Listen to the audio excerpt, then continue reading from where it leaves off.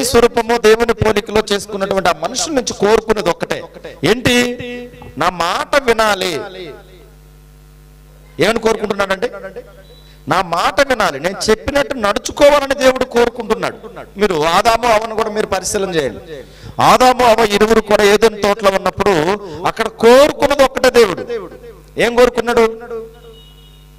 వాళ్ళ దగ్గర ఒకవేళ చాలా ఆ తోట ఏదైనా తోట యొక్క ఐశ్వర్యాన్ని మనం చూసినప్పుడు చేసింది దేవుడు అయినా కూడా అది దేవుడు కావాలని కోరుకున్నాడా?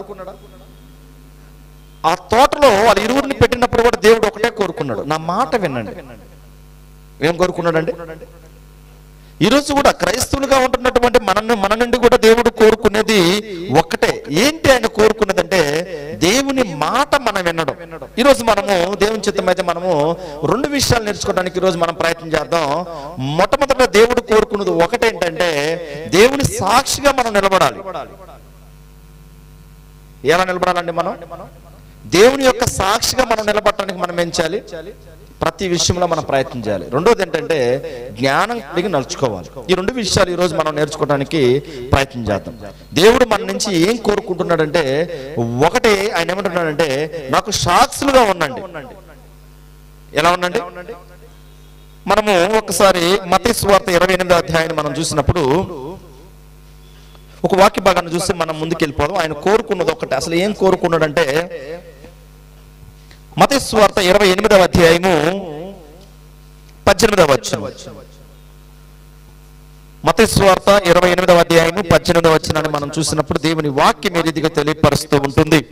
అయితే యేసు వారి యొద్దకు వచ్చి పరలోకమందును భూమి మీదను నాకు సర్వాధికారం ఇవ్వబడి ఉన్నది, కాబట్టి మీరు వెళ్ళి సమస్త జనులను శిష్యులుగా చేయుడి, తండ్రి యొక్కయు కుమారుని యొక్కయు పరిశుద్ధాత్మ నామములోనికి వారికి బాప్తిస్మం ఇచ్చుచు నేను మీకు ఏ ఏ సంగతులను ఆజ్ఞాపించితునో వాటన్నిటిని గైకొనవలనని వారికి బోధించుడి. ఏం చెప్తున్నాడండి? ఏం కావాలంటే దేవునికి శిష్యులుగా చేయండి. ఇప్పుడు దేవునికి ఏం కావాలండి? శిష్యులు కావాలి. ఇప్పుడు శిష్యులు కావాలంటే వీళ్ళు ఎంతమందిని ఎన్నుకున్నాడు ఆయన? 12 మందిని. అయితే 12 మందితో దాదాపుగా ప్రపంచాన్ని, మనం అంటాం కదా ప్రపంచాన్ని ఊపేశారండి వీళ్ళు అంటూ ఉంటారు. ప్రపంచాన్ని శిష్యులుగా తయారు చేయగలిగిందంటే ఆ మొదటి శతాబ్దంలో ఉన్నటువంటి వారు దేవుని యొక్క కోరికను ఎంత నెరవేర్చగలిగారు బాగా గమనించాలి. దాదాపు 12 మందినే కదా ఆయన ఎన్నుకున్నది. 12 మందిని ఎన్నుకున్నటువంటి యేసుక్రీస్తు వారు ఆ 12 మందికి ఎంత నేర్పించుంటే వారు దాదాపు ప్రపంచానికి దేవుని యొక్క సువార్తను తీసుకురాగలిగారు, దేవునికి శిష్యులుగా చేయగలిగారు. ఈనాడు మనం ఎంతమందిని శిష్యులుగా చేయగలుగుతున్నామండి? దేవుని యొక్క కోరిక అదే కదా ఆయన కోరుకున్నది. మీరు అనేకమైనటువంటి సమస్త ఎక్కడికి వెళ్ళి సర్వలోకానికి వెళ్ళి సర్వ సృష్టికి వెళ్ళి ఏం చేయమన్నాడు ఆయన? సువార్తను ప్రకటించండి. ఏం కావాలంటే ఆయనకి? ఈ లోకంలో ఉన్నటువంటి ధనము, డబ్బు, ఆస్తి, అంతస్తులు వగేరా వగేరా ఉంటాయి కదా మనుషులు మనం సంపాదించుకునేవి, వాటన్నిటిలో ఏది కూడా ఆయన కోరుకోవాలి. ఒకటే కోరుకుంటున్నాడు. ఏం కోరుకుంటున్నాడంటే ఆయనకి ఎవరు కావాలంటే ఇప్పుడు శిష్యులు కావాలి. ఈనాడు శిష్యులుగా ఉంటున్నటువంటి మనమే కొన్ని సందర్భాలలో ఏం చేస్తూ ఉంటామంటే ఆయన ఇడిచి ఆయన కోరిక నెరవేర్చే బిడ్డలుగా మనం ఏం చేయలేకపోతున్నాం, నెరవేర్చలేకపోతూ ఉన్నాం. అయితే ఆయనకి సాక్షులుగా నిలబడగలిగారు వాళ్ళు. నిజం, సాక్ష్యం అనేది చాలా ప్రాముఖ్యత. మీరు ఒక కోర్టులకు కూడా వెళ్ళండి, ఒక సంఘటన జరిగిందంటే ఎవరు ఫస్ట్ మొట్టమొదటిగా ఎవరు కావాలండి? సాక్షులు అంటే ఏంటి? అలా చూస్తారు. సాక్షులు అంటే ఏంటి? చూసి చూడందా? బాగా గమనించండి. సాక్షులు ఏంటంటే, సాక్షులు అంటే కళతో వాళ్ళు ఏం చేసి ఉండాలంటే ప్రత్యక్షంగా చూసి ఉండాలి. వాళ్ళ చేతులతో జరిగిందంతా కూడా వాళ్ళు ఏం చేసి ఉండాలి? ఒకవేళ హత్య చేశారనుకోండి, కళతో చూసి ఉండాలి. వాళ్ళు చేసింది మొత్తం కూడా ఏం చేసి ఉండాలి? పిన్ టు పిన్ చూసి ఉండాలి. అందుకే మరలా కూడా సాక్షులను చూడండి, 1, 2, 3 ఉండాలంటారు. ఆ ముగ్గురును కూడా మీరు చూసినప్పుడు సాక్షులుగా ఉన్నటువంటి వారిని విడివిడిగా వారిని పరిశీలన చేస్తారు. ఒక సాక్షిని ఒకవైపు తీసుకెళ్తారు, ఏం జరిగింది చెప్పమంటే ఒక స్టేట్మెంట్ రాస్తారు. మరలా ఇంకొకరిని తీసుకెళ్తారు, రాస్తారు. మూడో వారిని తీసుకెళ్తారు, రాస్తారు. ముగ్గురు స్టేట్మెంట్లు పక్కన పెడితే జరిగినటువంటి సంభాషణ ఎలా ఉండాలండి? ఒకే విధంగా ఉండాలి. మూడు విధాలుగా ఉంటే అంగీకరించబడుతుందా? ఆ సాక్ష్యం అంగీకరింపబడదా?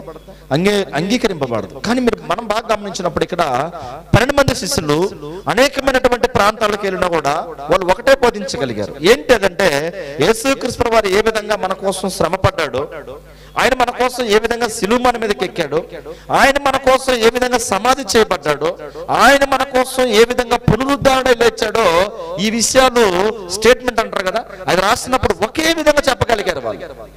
అదే బాధ్యత మనకు అప్పగించాడు. అదే దేవుడు ఏం చేస్తున్నాడంటే మన నుంచి ఏం చేస్తున్నాడంటే కోరుకుంటున్నాడు. వారిని చెప్పింది ఎవరని? ఏమని చెప్పింది? సాక్షులు. మనం ఎంత చెప్పగలుగుతున్నామండి? అయితే ఇక్కడ మనం చూసినప్పుడు ఇంకో కొన్ని విషయాలు ఇందులోనే మనము అసలు సాక్షికి ఉండవలసినటువంటి లక్షణాలు ఏంటో కొన్ని మనం చూద్దాం. యోహాను రాస్తున్నటువంటి మొదటి పత్రిక, యోహాను రాసిన మొదటి పత్రిక మనం చూసినప్పుడు 4వ అధ్యాయము 19వ వచనాన్ని మనం చూసినప్పుడు దేవుని వాక్యం ఏ రీతిగా 4వ అధ్యాయము 19వ వచనం, యోహాను రాసినటువంటి మొదటి పత్రిక, పేజీ నంబర్ 223 తెలుగు బైబిల్లో 4వ అధ్యాయము 19వ వచనం. ఆయనే మొదట మనలను ప్రేమించిన గనుక మనము ప్రేమించుచున్నాము.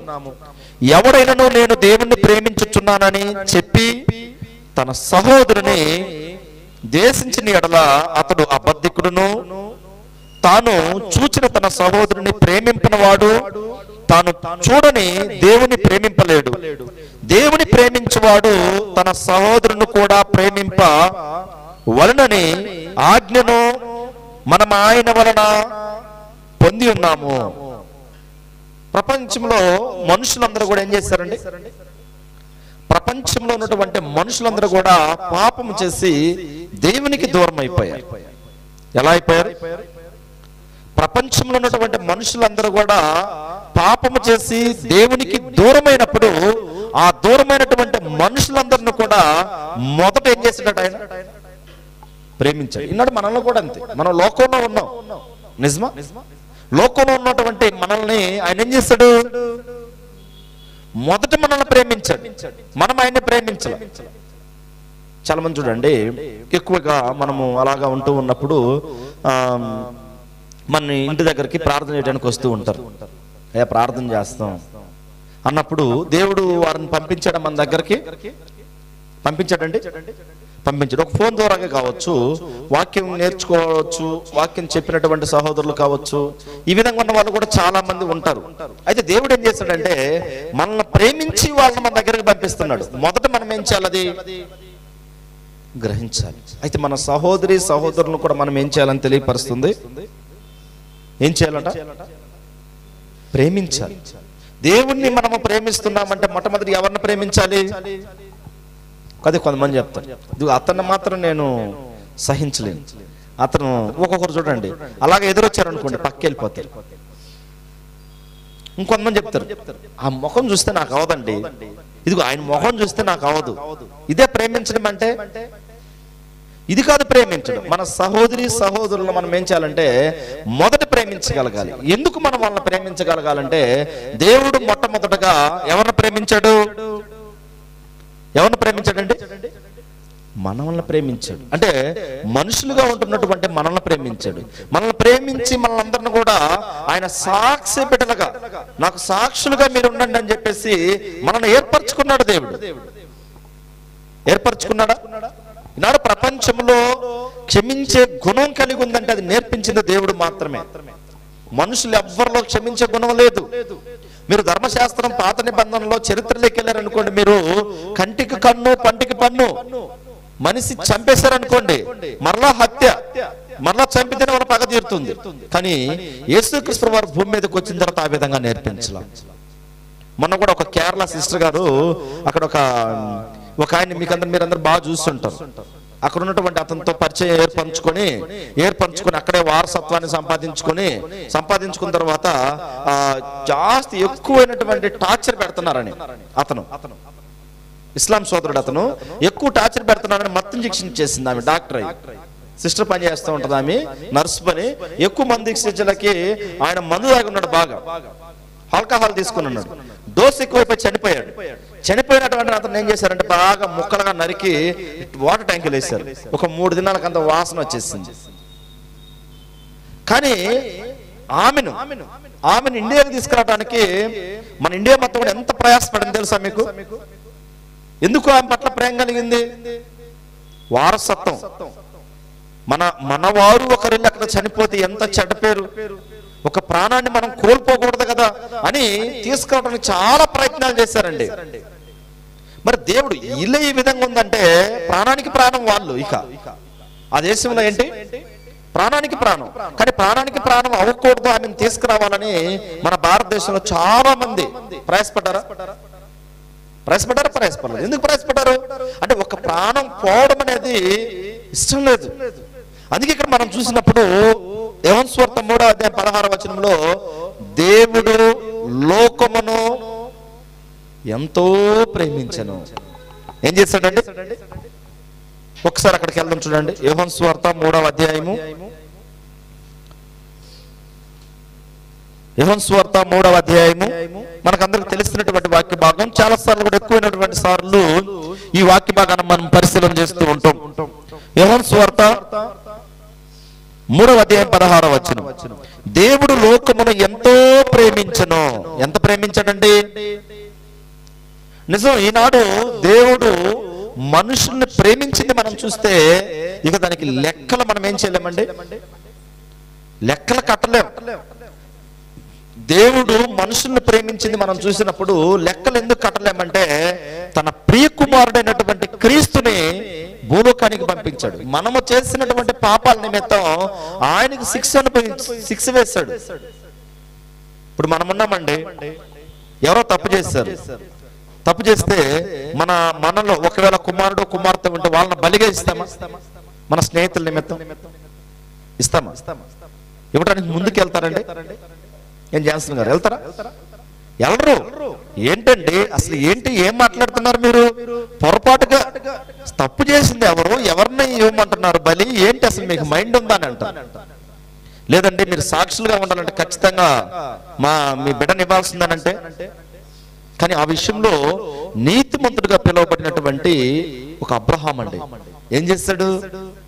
దేవుడు లోకమును ఎంతో ప్రేమించెను, తన అద్వితీయ కుమారుని కూడా ఏం చేశాడట?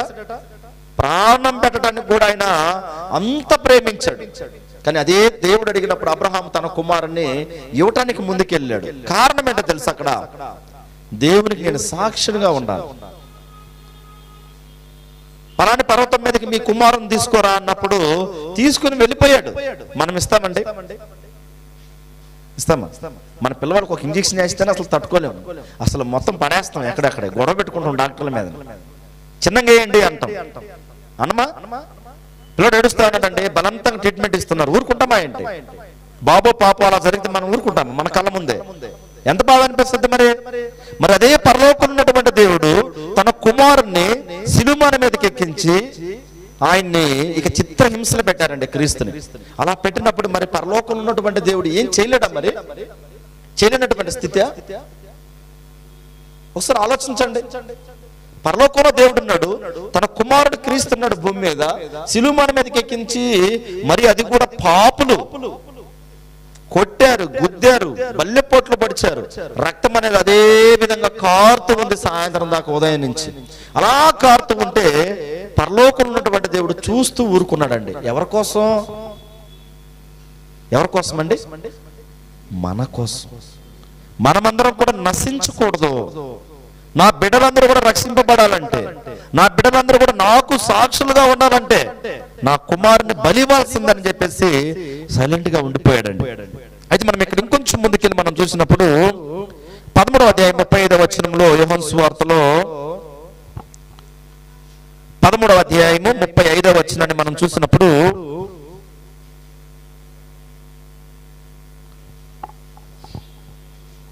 మీరు ఒకని ఎడల ఒకడు ప్రేమ గలవారైన ఎడల దీనిని బట్టి మీరు నా శిష్యులని అందరూ తెలుసుకుందురని నేను. ఒకరి పట్ల ఒకరు ప్రేమ కలిగి ఎప్పుడైతే ఉంటారో నా శిష్యులు మీరని చెప్పేసి ఏం చేస్తారట? అందరూ తెలుసుకుందరు. అది ఇక్కడ 6వ అధ్యాయం మనం చూసినప్పుడు ఇందులోనే యోహాను సువార్త 6వ అధ్యాయము 38వ వచనం, 6వ అధ్యాయం 38వ వచనం మనం చూసినప్పుడు ఇప్పుడు ఒక మాట మాట్లాడుతున్నారండి యేసుక్రీస్తు ప్రభువారు. నా ఇష్టము నెరవేర్చుకుంటకు నేను రాలేదు, నన్ను పంపిన వాడి చిత్తము నెరవేర్చుటకే పరలోకము నుండి దిగి వచ్చి. అంటే పరలోకంలో ఉన్నటువంటి క్రీస్తు భూమి మీదకి రావడానికి ప్రధానమైనటువంటి కారణం ఏంటంటే ఎవరి చిత్తం నెరవేర్చడానికి? తండ్రి చిత్తాన్ని నెరవేర్చాలి. మరి ఆయన చిత్తాన్ని నెరవేర్చినటువంటి క్రీస్తుని చూసి మనమేమి నేర్చుకోవాలండి? మనము కూడా సాక్షులుగా మనం ఉండాలంటే ఏం చేయాలంటే ఆయన చిత్తాన్ని నెరవేర్చగలగాలి. సాక్షులు అంటే ఏంటో తెలుసా? కళతో చూసి ఉండాలి. ఏం చేయాలి?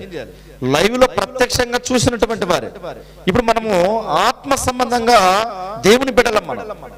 ఈ ఆత్మ సంబంధంగా దేవుని బిడ్డలైనటువంటి మనము పరలోకం ఉన్నటువంటి దేవుడు తన కుమారుని భూమి మీదకి పంపించి మనము చేసినటువంటి పాపాల నిమిత్తం ఏం చేస్తాడు? దేవుడు తన కుమారుని బలిగా అర్పించాడు. మనం చూసామా ఏంటి? చూసామా? అంటే ఆ బాప్తిసం ద్వారా మన పాపాలనేవి మనం ఏం చేస్తూ ఉంటామంటే ఏం చేస్తూ ఉంటాం? కడగబడుతూ ఉంటాం. మన పాపాలని ఏమవుతూ ఉంటాయంటే బాప్తిసం ద్వారా కడుగుబడుతూ ఉంటాం. అలా కడగబడినప్పుడు మనం దేవునికి శిష్యులుగా ఉంటాం. మనం బాప్తిసం అనేది పొందకుండా ఆ బాప్తిసం దగ్గరకే మనం వెళ్ళకుండా ఒక మనిషి ఏం కాలేడు? పరిశుద్ధుడు కాలేడు. మీరు పాప ఇక్కడ చూడు, ఆ చాక్ పీస్ తీసుకుని. మనము ఈ లోకంలో కూడా మనం చూసినప్పుడు పాపం అనేది అసలు ఒక మనిషికి పాపం అనేది ఎలా పోద్ది ఒకసారి చూడండి. మీరు పాపం ఉంది కదా ఇక్కడ, ఒకసారి చూడండి. ఈ పాపం అనేది చాలా ప్రమాదకరం కదా. ప్రమాదకరంగా చాలా ప్రమాదం అంటే ఏంటంటే పాపం. ఈ పాపం నుండి కానీ ఒక మనిషి కానీ మరణిస్తే ఎక్కడికి వెళ్తాడు? ఖచ్చితంగా నరకానికి వెళ్తాడు. అందుకే పెద్దలు కూడా చెప్తూ ఉంటారు చూడండి, ఏమంటూ ఉంటారంటే రే ఇప్పుడన్నా కొంచెం బాగుపడరా, కొంచెం మంచి మార్గంలో నడువురా. మంచి మార్గంలో నడిస్తే ఏంటి? స్వర్గానికి వెళ్తావు అని చెప్తూ ఉంటారు. కానీ మనిషి ఈ పాపం అనేది ఉంచుకొని కానీ చనిపోతే ఖచ్చితంగా నరకానికి వెళ్తాడని మనుషులందరికీ తెలిసినటువంటి విషయం. కానీ ఈ పాపాన్ని తీసేసుకోవడానికి దేవుడు ఏం చేస్తున్నాడు? భూమి మీద ఒక అవకాశాన్ని ఇస్తున్నాడు అండి. ఏం చేస్తున్నాడు? భూమి మీద ఏం చేస్తున్నాడు? ఈనాడు చాలా మంది అండి బాప్తిసం పొంది ఉంటారు, అసలు బాప్తిసం అంటే ఏంటో కూడా తెలియదు పాపం. అలాంటప్పుడు ఈ పాపం వాళ్ళ మీద ఉంటుందా పోద్దా? తెలియకుండా బాప్తిసం పొందారండి. అసలు బాప్తిసం అంటే ఏంటనో కూడా తెలియదు. ఆ పాపం ఏ విధంగా తీసేసుకోవాలో కూడా తెలియదు. అలా తీసేసుకోకుండా ఈ బాప్తిసం అనేది పొందినప్పుడు ఈ పాపం వాళ్ళ మీదనే ఉంటుందా పోద్దా? పోద్ది. కొంతమంది దగ్గర అప్పు తీసుకుంటారు, మీకు అందరికి ఈ విషయం బాగా తెలుసు. అప్పు తీసుకున్న తర్వాత ఇద్దరి మధ్యలో ఏముంటది? బాండ్ ఉంటది. ఏముండదు కాదు. ఇప్పుడంతా కూడా చెక్ తీసుకుంటారు, ప్లేన్ చెక్ ఇవ్వండి అంటారు. ఇవ్వకుండా ఏం చేస్తారంటే దాంట్లో ఎంత రాసుకుంటారు. బాగా గమనించండి. ఇద్దరి మధ్య మనం అమౌంట్ ఇచ్చేసామండి, ఎవరి దగ్గర 10,000 తీసుకున్నాం, అమౌంట్ వాపస్ ఇచ్చేసాం. ఏం చేయాలి మరి? మధ్యలో ఉన్నటువంటి బాండ్ని దీన్ని భద్రంగా పెట్టుకోండి, మరలా అడగండి అంటామా? ఏమండి 10,000 ఇచ్చేసాం, ఈ బాండ్ కూడా మీరే పెట్టుకోండి, మీకు ఎప్పుడో బుద్ధి పుట్టినప్పుడు వచ్చి అడగండి, మరలా 10,000 ఇస్తామంటామండి? అలా అనరా? మరి ఏం చేస్తాం? ఎందుకు? అవును, ఇవన్నీ మనకు బాగా తెలుసు. ఖచ్చితంగా చించేస్తాం. అసలు మనం ఏం చేస్తామంటే ఆ బాండ్ చేతిలో పెట్టి చేతిలో డబ్బులు పెడతామంటారు కొంతమంది. మా ఊర్లో ఒకరు ఉన్నారు, ఒకరికి డబ్బులు ఇస్తారు, 2-3 బాండ్లు రాయించుకుంటారు. ఒకటి తెచ్చి డబ్బులు ఇప్పించుకుంటారు, మరలా కొండో బాండ్ అడుగుతారు, డబ్బులు ఇచ్చింది లేదా బాండ్ కూడా చించేసామంటే ఇదిగో ఇంకొక బాండ్ ఉందంటారు. అంటే నేనేం చెప్పడానికి ముందుకు వస్తున్నానంటే ఒక మనిషిలో ఉన్నటువంటి ఈ పాపాన్ని తీసేసడానికి పరలోకం నుంచి క్రీస్తు ప్రభువారు వచ్చి ఆయన ఏం చేశాడంటే ఆ పాపము లేనటువంటి వారిని ఏమన్నారంటే శిష్యులు. ఎవరు కావాలంటే ఆయనకి దాన్ని ఏమన్నారంటే సాక్షులు. ఎవరు? సాక్షులు కావాలి. ఆయనకి సాక్షులు కావాలంటే మరి ఎలా ఉండాలండి? సాక్షులు కావాలి దేవునికి. ఏ విధంగా ఉంటే సాక్షులు అవుతారు? అసలు దేవుడు ఏమి కోరుకుంటున్నాడు ఒకసారి చూడండి. మీకా గ్రంథం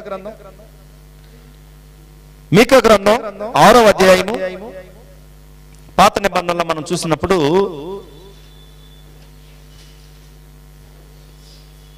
మీకా గ్రంథం 6వ అధ్యాయాన్ని మనం చూసినప్పుడు మీ యొక్క బైబిల్ గ్రంథాన్ని తిప్పుకున్నట్లయితే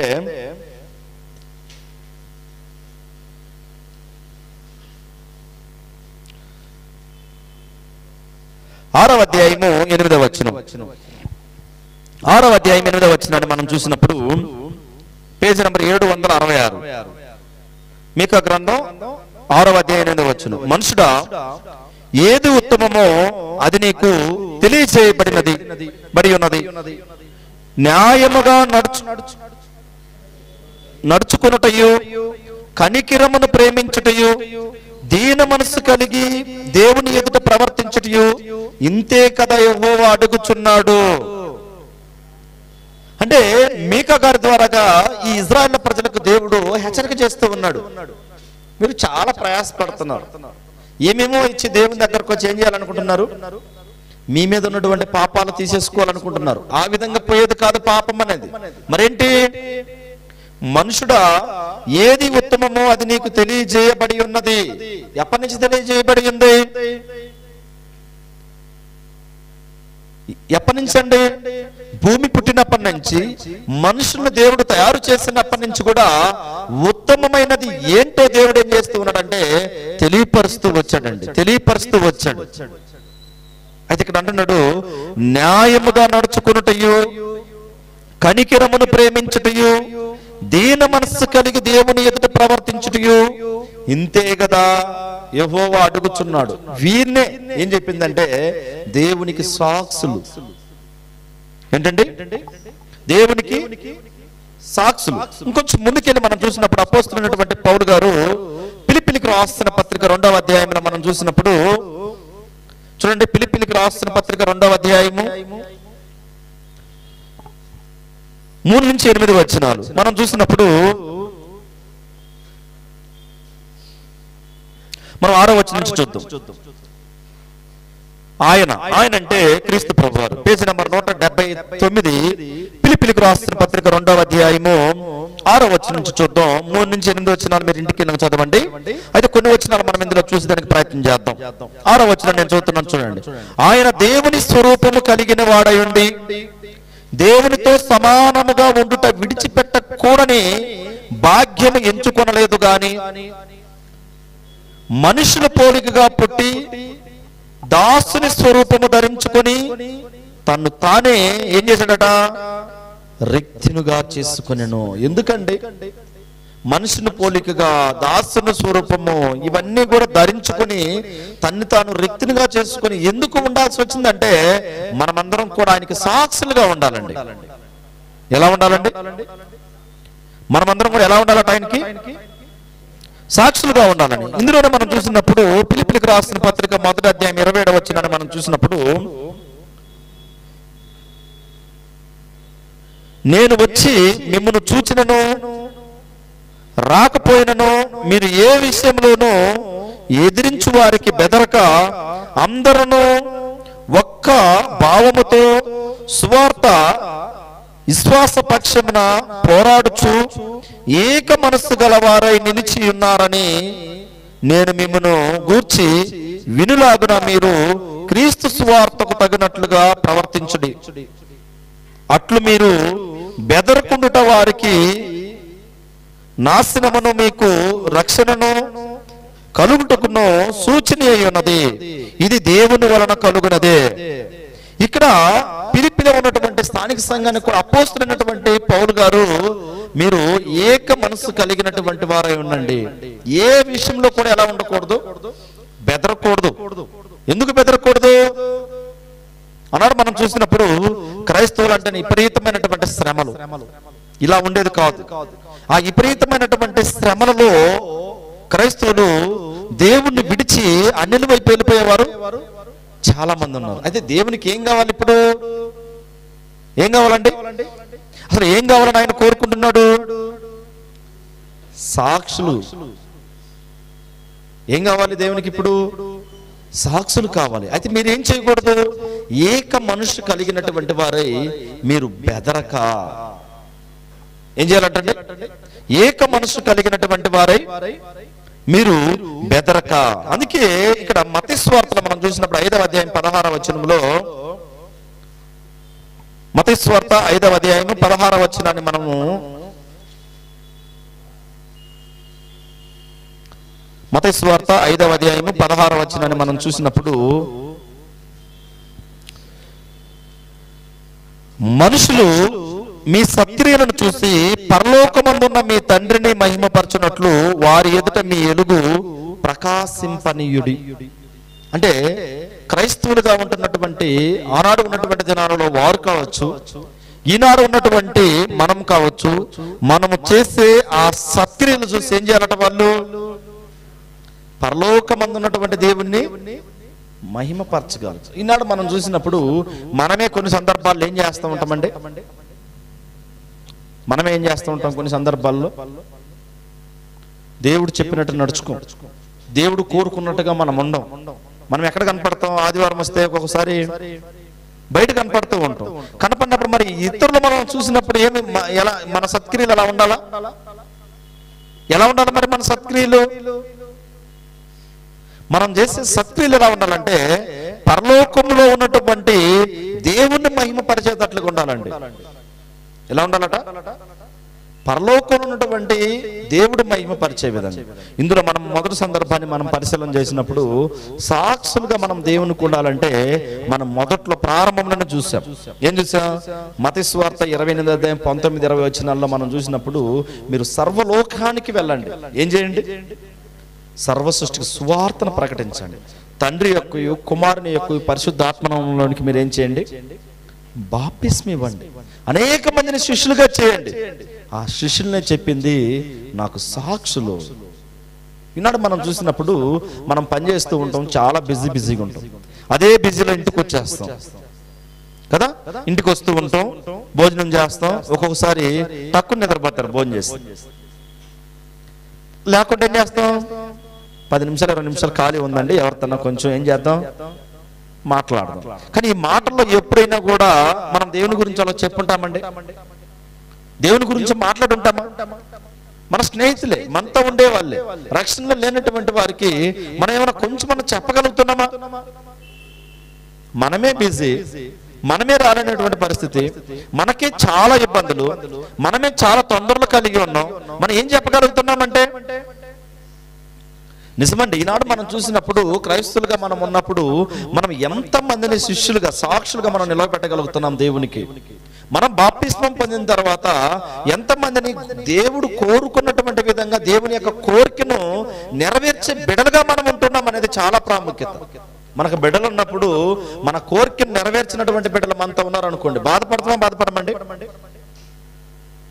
మొన్న కథను చెప్తున్నాడు, ఎలా ఉన్నారు మీ కుమారుడు అంటే, వాడి గురించి అడక్కు, నాకు హార్ట్ అటాక్ వస్తున్నాడు. రాలేదు, సంతోషపడు. అలాంటి పనులు చేస్తున్నాడు వాడు.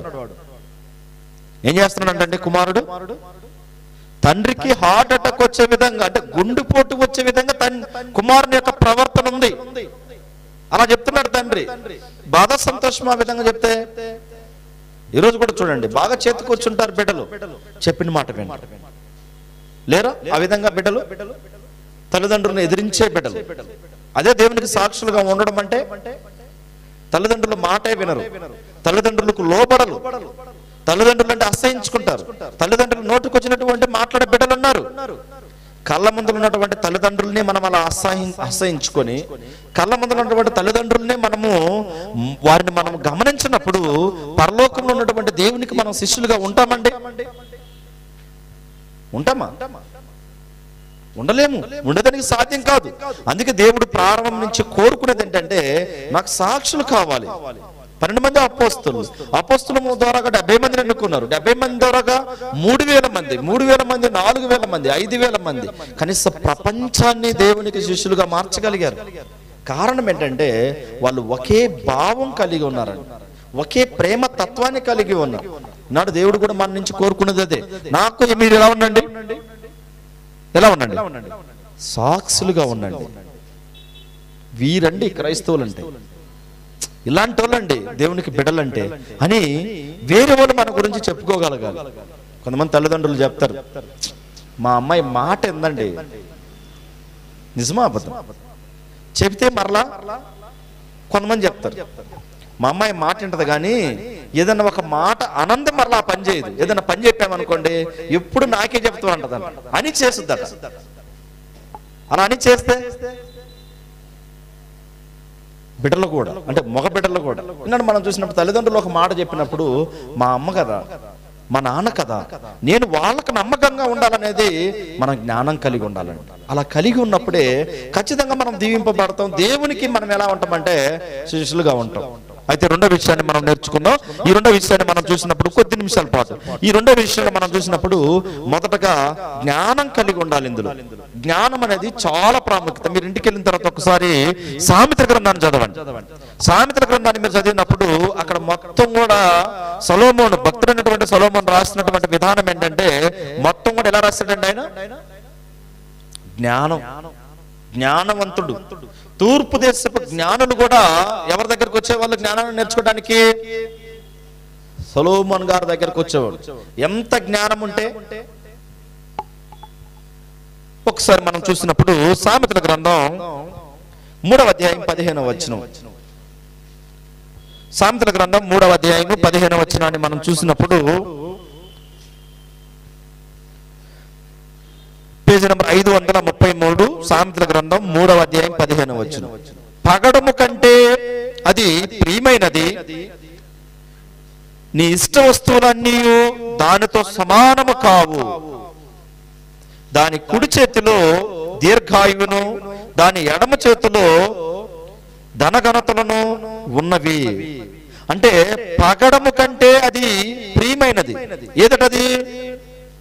3వ వచనం స్టార్టింగ్ లో చెప్తున్నాడు, నా కుమారుడా నా ఉపదేశమును మరువకము, నా ఆజ్ఞలను హృదయపూర్వకముగా గైకొనము. అవి దీర్ఘాయువును, సుఖజీవనముతో గడుచు సంవత్సరములను, శాంతి నీకు కలుగజేయను అంటున్నాడు. మళ్ళీ మొదటి రెండవ వచనాలు. అంటే మనము జ్ఞానం కలిగి నడుచుకుంటే మనకేం కలుగుతుందంటే దీర్ఘాయు. ఏం కలుగుద్ది? దీర్ఘాయువు కలుగుతూ ఉంటది అన్నమాట. అయితే ఇంకొంచెం ముందుకెళ్ళి ఇందులోనే మనం చూసినప్పుడు 8వ అధ్యాయాన్ని మనం చూసినప్పుడు సామెతల గ్రంథం 8వ అధ్యాయము 10-12 వచనాలు మనం చూసినప్పుడు, వెండికి ఆశపడక నా ఉపదేశము అంగీకరించుడి, మేలిమి బంగారు నాశింపక తెలివినందుడి, జ్ఞానము ముత్యముల కన్నా శ్రేష్టమైనది, ఇలుగల సొత్తు లేవియు దానితో సాటి కావు. ఈ జ్ఞానం అనేది ముత్యములు ఉంటాయి కదా, మీరు ముత్యాలు దొరుకుతూ ఉంటాయి. మీరు కృష్ణానది నది ఒడ్డున వెళ్ళారనుకోండి, ఇప్పుడు వెళ్ళకండి, అక్కడ వెళ్ళారనుకోండి, మంచి వర్షాకాలం వచ్చింది అనుకోండి, ఆ వర్షాకాలం వచ్చి ఆగిపోయిన తర్వాత అన్ని కొట్టుకుని వస్తాయి అన్నమాట. చాలా మంది చెప్పేవాళ్ళు ఏదైతే ఆ ముత్యాలుగా మెరుస్తూ ఉంటాయి అవన్నీ కూడా ఏరుకునే వాళ్ళ. వాటికన్నా కూడా చాలా, ఉదాహరణకు మనం చూసినప్పుడు డైమండ్ ఎంత విలువైందండి? అంత ఉన్నది అనుకోండి, కొంచెం ఉన్నది అనుకోండి, ఒక 2-3 గ్రాములు ఉన్నది అనుకోండి, ఎలా ఉంటది రేటు? చాలా విలువ కదా. వాటికన్నా కూడా జ్ఞానం ఏంటట? శ్రేష్టమైనది. వాటికైనటువంటి జ్ఞానం, వాటికి అంటే విలువ కలనటువంటిది ఏ వస్తువైనా పెట్టండి, అందులో జ్ఞానాన్ని ఒకవైపు పెట్టినప్పుడు జ్ఞానం అనేది ఏంటంటే చాలా విలువైంది. అందుకే కొంతమంది అంటారు, పెద్దలు అంటారు, కొంచెం మన తెలివి ఉందా నీకు అంటారు. ఎవరితో మాట్లాడుతున్నావు నువ్వు? తెలివి ఉందా? ఎలా పడితే అలా మాట్లాడారనుకోండి, ఎవరి దగ్గరైనా వెళ్ళి వాళ్ళు ఏమంటారండి? ఏమంటారు? కొంచెం మన తెలివి ఉందా, జ్ఞానం ఉందా అంటారు. అంటే జ్ఞానం అనేది మనిషికి చాలా ప్రాముఖ్యత. అందుకే ఇక్కడ చెప్తున్నాడు. మీరు కొంచెం ముందుకెళ్ళి మనం చూసినప్పుడు సామెతల గ్రంథం 4వ అధ్యాయాన్ని మనం చూసినప్పుడు ఇంకా జ్ఞానం గురించి ఇక్కడ చాలా చక్కగా చెప్తూ ఉంటాడు అన్నమాట భక్తుడు. సామెతల గ్రంథం 4వ అధ్యాయము 6వ వచనాన్ని మనం చూసినప్పుడు, జ్ఞానము విడువక ఉండిన ఎడల అది నిన్ను కాపాడును, దాన్ని ప్రేమించిన ఎడల అది నిన్ను రక్షించును. జ్ఞానం ఏం చేస్తుంటదంటే ఒక మనిషినండి కాపాడుతూ ఉంటది, రక్షిస్తూ ఉంటది. జ్ఞానం అనేది కాపాడి రక్షిస్తూ ఉంటుందా మనుషులంటే? ఖచ్చితంగా. మనము మాట్లాడేటప్పుడు కూడా చూడండి, ఎవరితో మాట్లాడుతున్నాం, ఏం మాట్లాడుతున్నాం, అసలు సంభాషణ ఏంటనేది మనకు తెలియకుండా మాట్లాడామనుకోండి ఏమవుతుందండి? చాలా ప్రమాదం కదా. ఒక అధికారుల దగ్గరికి వెళ్ళాం, ఎలా మాట్లాడతాం? జ్ఞానం అవసరమా లేదా? అమ్మ నాన్న దగ్గరికి వెళ్తాం, మాట్లాడేటప్పుడు జ్ఞానం అవసరమా లేదా? ఒక అన్న దగ్గర తమ్ముడి దగ్గర మాట్లాడుతున్నాం, జ్ఞానం అవసరమా లేదా? ఒక భార్య దగ్గర భర్త దగ్గర మాట్లాడుతున్నాం, జ్ఞానం అవసరమా లేదా? ఈనాడు చూడండి, చిన్న చిన్న మాటల్ని పొరపాటు చేసుకుని అవే పెద్ద చేసుకుంటున్నారు కుటుంబాలు. చేసుకోవడం లేదా? ఉదాహరణకి ఒక అబ్బాయి, నేను ఎగ్జాంపుల్ చెప్తాను. ఒక అబ్బాయి ఎక్కడికైనా బయటకు వెళ్ళాడు అనుకోండి, వాళ్ళ ఆవిడ ఫోన్ చేసింది, ఎక్కడికి వెళ్ళావు అని అడిగింది. ఇక నేను పలానా దిక్కున్నాను అన్నారు అనుకోండి. ఇంటికి వచ్చిన తర్వాత అక్కడికి వెళ్ళలేదు అనుకోండి, అబద్ధమా కాదా? అది అబద్ధమా కాదండి? అలా ఏమైపోద్ది? నువ్వు పలానా దిక్కుకి వెళ్ళలేదు కానీ పలానా దిక్కు ఉన్నానని చెప్పావు. ఎందుకు అబద్ధం ఆడావు అంటే ఇది ఏమవుతూ ఉంటదంటే, మనుషుల యొక్క మైండ్ సెట్ ఎలా ఉంటదంటే కుటుంబాలను కూడా వేరు చేస్తూ ఉంటది అనమాట. నెమ్మదిగా ఉండనివ్వదు. ఈ కుటుంబానికి మనం దూరం అయినప్పుడు, కుటుంబంలో నెమ్మది లేనప్పుడు మనం దేవునితో నెమ్మదిగా ఉండగలమండి? ఉండగలమా? ఉండలేము. అందుకే ఇక్కడ 13వ వచనం ఏమంటున్నాడంటే, 4వ అధ్యాయం 13వ వచనం చూడండి. 4వ అధ్యాయం 13వ వచనం, సామెతల గ్రంథం 13వ వచనం, ఉపదేశమును విడిచిపెట్టక దాన్ని గట్టిగా పట్టుకొనుము. ఉపదేశమును విడిచిపెట్టక దాన్ని ఏం చేయాలి? గట్టిగా పట్టుకొనుము. 14వ వచనం, భక్తిహీనుల త్రోవను చేరకము, దుష్టుల మార్గమున నడవకము. భక్తిహీనుల యొక్క త్రోవను చేరకము, దుష్టుల మార్గమున ఏం చేయకూడదు? నడవకము. మనం కీర్తన గ్రంథం 1వ కీర్తన 1వ వచనం చూడగలం. దుష్టుల ఆలోచన చొప్పున ఏం చేయకూడదట? నడవక. అంటే మనిషి యొక్క ఆలోచనలు ఎలా ఉండాలంటే, మనిషి యొక్క ఆలోచన ఎలా ఉండాలంటే దుష్టుల వైపు వెళ్ళిపోకూడదు. జ్ఞానం కలిగి ఉండాలి. ఎప్పుడు మనం జ్ఞానం కలిగిన వారిగా ఉంటామండి? ఎప్పుడు మనము జ్ఞానం కలిగిన వారంగా ఉంటామంటే దేవుని యొక్క వాక్యాన్ని చదివి విని గ్రహించి వాటిని మన హృదయంలో పెట్టుకుని వాటి ప్రకారంగా మనం నడవటానికి మనం జ్ఞానంగా ప్రవర్తిస్తామో ఖచ్చితంగా మనం దీవింపబడతాం. ఈనాడు చాలా కుటుంబాల్లో ఇదే కదా. ఎక్కువైనటువంటి కుటుంబాల్లో మనం చూసినప్పుడు నెమ్మది లేనటువంటి జీవితాలు ఏమి లేవు. అంతా తినటానికి ఉందండి, పిల్లలున్నారు, అంతా బాగుంది, కానీ నెమ్మది లేదు. ఎలా వస్తుందండి నెమ్మది? ఎలా వస్తుంది నెమ్మది అంటే, మనం ఎప్పుడైతే దుష్టుల ఆలోచన చొప్పున మనం నడవమో, పాపుల మార్గమున మనం నిలవకుండా ఉంటామో ఖచ్చితంగా మనకు నెమ్మది ఉంటుంది. మన స్నేహం ఎలా ఉంటుంది? స్నేహం అంటే మనం ఇతరులతో తిరగడమే కాదండి, మన ఆలోచనలు కూడా చాలా జాగ్రత్తగా ఉండాలి. ఎలా ఉండాలి? చాలా జాగ్రత్తగా ఉండాలి. చూడండి 19వ కీర్తన గ్రంథం 19వ కీర్తన మనం చూసినప్పుడు ఇక్కడ కీర్తనకారుడు చక్కటి విషయాలు మనకి తెలియపరుస్తూ ఉంటుందండి. 19వ కీర్తన 1-2 వచనాలు, ఆకాశములో దేవుని మహిమ వివరించుచున్నది, అంతరిక్షము ఆయన చేతి పనిని ప్రచురపరచుచున్నది, పగటికి పగలు బోధ చేయుచున్నది, రాత్రికి రాత్రి జ్ఞానము తెలుపుచున్నది. బాగా గమనించాలి. ఆకాశంలో ఏం తెలియపరుస్తున్నాయండి? దేవుని యొక్క మహిమను తెలియపరుస్తున్నవి. అంతరిక్షములు ఆయన చేతిని ప్రచురపరచుచున్నవి. పగటికి పగలు ఏం చేస్తుంది? బోధన నేర్పిస్తూ ఉందట. ఇక మరి రాత్రికి రాత్రి జ్ఞానము తెలుపుచున్నది. 3వ వచనం, వాటికి భాష లేదు, మాటలు లేవు, వాటి స్వరము వినబడదు, వాటి కొలనులు భూమి ఎందంతటా వ్యాపించి ఉన్నది, లోక దిగంతముల వరకు వాటి ప్రకటనలు బయలు వెలుచున్నది, వాటిలో ఆయన సూర్యునికి గుడారము వేసెను, అతను తన అంతఃపురంలో నుండి బయలుదేరు పెళ్లి కుమారుని వలె ఉన్నాడు. అయితే ఇక్కడ బాగా గమనించినప్పుడు ప్రకృతిలో ఉన్నటువంటి వాటిని చూపిస్తున్నాడండి. పంచభూతాలు అంటున్నాం కదా, ఈ పంచభూతాలు ఉన్నటువంటి సూర్యుడు, చంద్రుడు, మనం చూసినప్పుడు ఆకాశం, భూమి, వీటన్నిటిని చూసినప్పుడు మనిషి ఎంత జ్ఞానంగా నడుచుకోవాలండి. మీరు సూర్యుడు చూడండి, ఉదయం ఏం చేస్తాడు? తూర్పున వస్తాడు. పరమడు ఏం చేస్తాడు? అస్తమిస్తూ ఉంటాడు. ఎంత జ్ఞానం ఉందండి. పగలనేది వస్తూ ఉంది, పగలకి ఎంత జ్ఞానం ఉంది. మేఘాలు ఉన్నటువంటి ఆకాశాలు, అంతరిక్షాలు, వాటికి ఎంత జ్ఞానం ఉంది. వాటికి ఒక్కసారే దేవుడు ఏం చేశాడంటే ఆజ్ఞాపించాడు, ఈ విధంగా ఉండండి, ఈ విధంగా ఉండండి, ఈ విధంగా ఉండండి అని ఏం చేశాడు దేవుడు? ఆజ్ఞాపించి వాటిని విడిచిపెట్టాడు. అయితే వాటి పనులు ఏం చేస్తున్నాయండి? చేస్తున్నాయి. కానీ మనిషి కూడా అదే. మనిషి కూడా దేవుడు కోరుకున్నది ఒక్కటే, నాకు సాక్షులుగా ఉండండి, నీతిగా ఉండండి, పరిశుద్ధత కలిగి ఉండండి. మొదటగా చేసినప్పుడు ఏం చేశాడు దేవుడు? చెప్పాడు. చెప్పలేదా? మీరు ఫలించి అభివృద్ధి పొంది భూమిని నిండించి, ఆదికాండం 1వ అధ్యాయం 28వ వచనం ఏమంటాడు అక్కడ? మీరు ఫలించి అభివృద్ధి పొంది భూమిని నిండించి దాన్ని లోపరుచుకునడి. కానీ మనిషి వీటన్నిటిని చేస్తున్నాడు, కానీ దేవుని యొక్క మాట వినడం లేదు. అదే దేవునికి బాధ. అందుకే ఇక్కడ చివరిగా మన సహోదరులు చదివినటువంటి లేఖన భాగం మనం చూసినప్పుడు అపోస్తలుడైనటువంటి పౌలు గారు చక్కటి విషయాలు ఇక్కడ నేర్పిస్తూ ఉన్నాడు మనకి. చూడండి ఒకసారి ముగించేసుకుందాం. కొలస్సీలకు రాసిన పత్రిక 2వ అధ్యాయము 1-2 వచనాలు.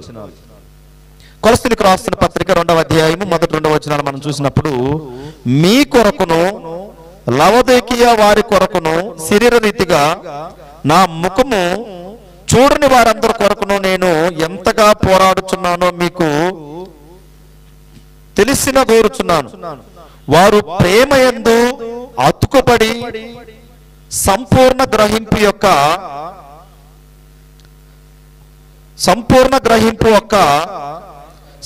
సకలైశ్వర్యము కలిగిన వారై దేవుని మర్మమై ఉన్న క్రీస్తును సుష్టముగా తెలుసుకున్న వారై తమ హృదయములలో ఆదరణ పొందవలనని వారందరి కొరకు పోరాడుచున్నాను.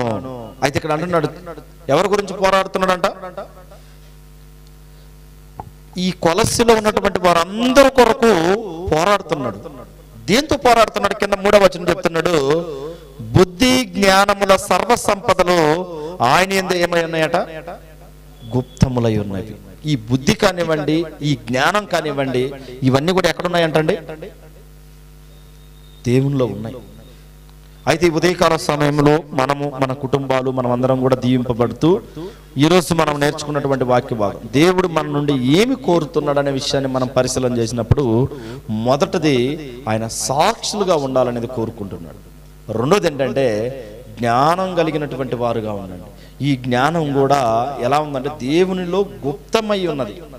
మీరు ఇంటికి వెళ్ళిన తర్వాత సామెతల గ్రంథం మొత్తం కూడా చదివారనుకోండి, జ్ఞానం గురించి భక్తుడైనటువంటి సొలొమోను గారు చాలా చక్కగా వివరించారండి. జ్ఞానం అనేది మనకి చాలా ప్రాముఖ్యత. జ్ఞానంతోనే మనం ఏం చేయగలమండి? దీవింపబడగలం. ఆ జ్ఞానంతోనే మనం ఆత్మీయ జీవితాన్ని ముందుకు తీసుకెళ్ళగలం. ఈ ఉదయకాల సమయంలో మనము, మన కుటుంబాలు, మనమందరం కూడా దీవింపబడుతూ దేవుడు కోరుకున్నటువంటి విధంగా మనం అందరం ఉండటానికి ప్రయత్నించాలని మిమ్మల్ని అందరినీ కూడా ప్రేమతో కోరుకుంటూ నా మాటలు ముగిస్తున్నాను. ఓపిక అయినటువంటి మీకు అందరికీ ప్రత్యేకమైన వందనాలు తెలియజేసుకుంటూ సమయాన్ని అధ్యక్షుల వారికి అప్పగిస్తున్నాను.